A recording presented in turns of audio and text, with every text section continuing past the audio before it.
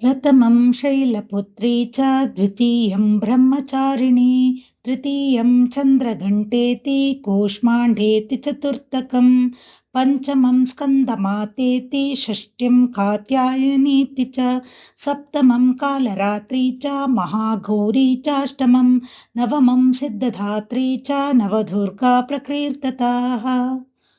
Today is the 6th day of Navaratri, but Panchami Tithi continues. Skandamata will be worshipped.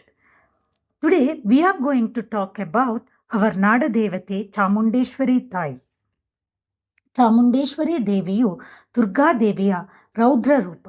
ಕೈಯಲ್ಲಿ ವಿವಿಧ ಶಸ್ತ್ರಾಸ್ತ್ರಗಳನ್ನು ಹಿಡಿಯುತ್ತಾ ದಾನವರನ್ನು ಸದಾಕಾಲ ಸಂಹರಿಸುವಳು. ಈಕೆಯು ಚಂಡಮುಂಡರ ಸಂಹಾರಿಣಿ. ಈಕೆಯೇ ರಕ್ತಬೀಜವಧಾಕಾರಿಣಿ, Mahishasura Mardini. She is the embodiment of fearlessness. She is the symbol of might. Reminds us that whenever darkness rises, truth and righteousness will always prevail. सर्वमङ्गलमाङ्गल्ये शिवे सर्वार्थसाधिके शरण्ये त्र्यम्बके गौरी नारायणी नमोऽस्तुते.